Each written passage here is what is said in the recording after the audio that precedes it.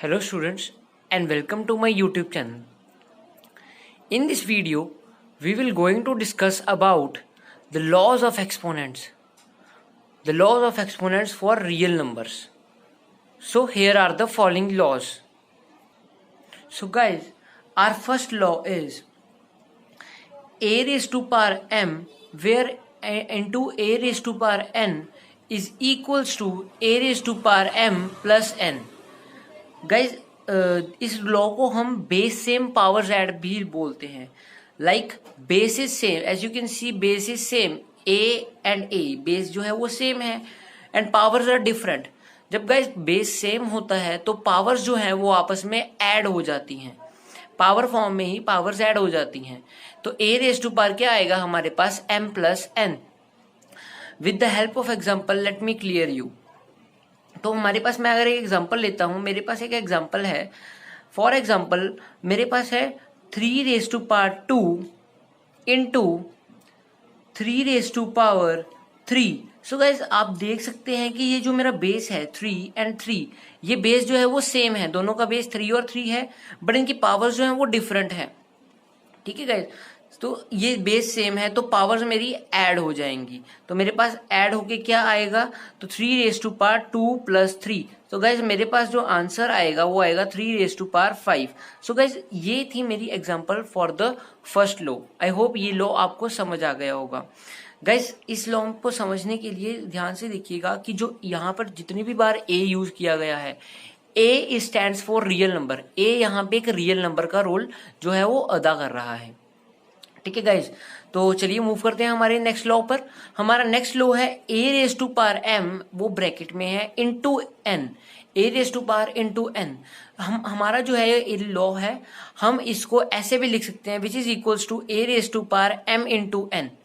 तो गाइज ये क्या है, इफ एग्जांपल से मैं आपको क्लियर करता हूं.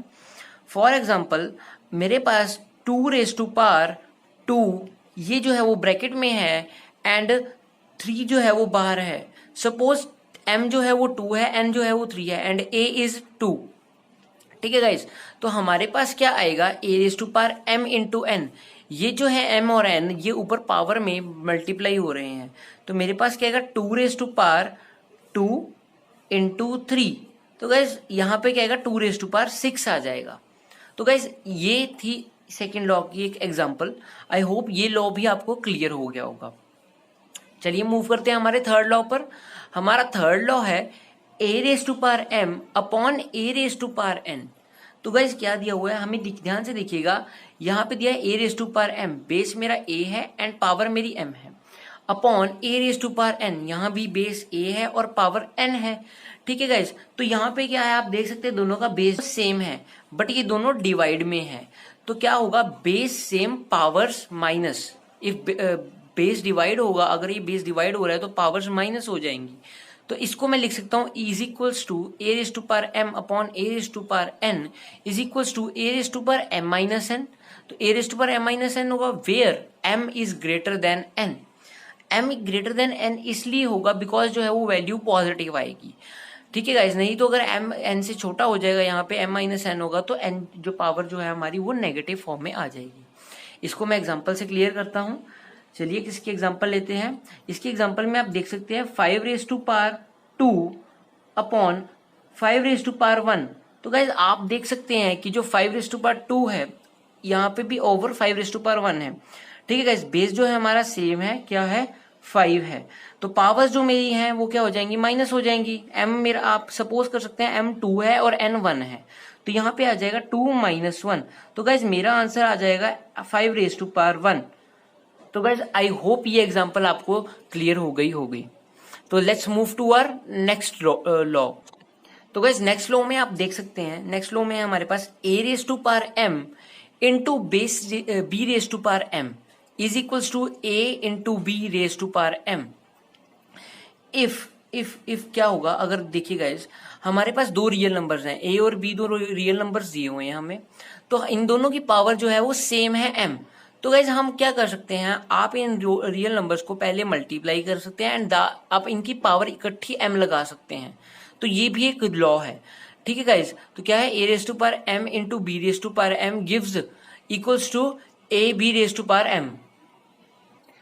तो गाइस आप देख सकते हैं कि हमारे पास इक्वल्स टू क्या आएगा, A into B raise to power M. तो ये मेरे पास एक लॉ है। Let's clear it by the help of example. तो एग्जाम्पल मैं ले लेता हूं।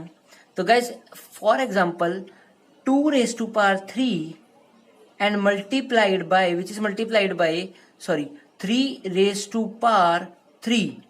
तो guys as you can see 2 क्या है, एक होल नंबर है which is a, real number है विच इज ए।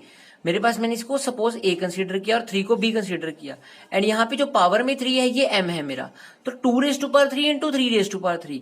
तो गाइज मैं इसको ऐसे भी लिख सकता हूं 2 इंटू 3 रेज टू पावर 3। तो मेरा अगर मैं इसको सॉल्व करूंगा मेरा आंसर क्या आएगा, 6 रेज टू पावर 3। तो गाइज ये हमारे पास एक ये लॉ है।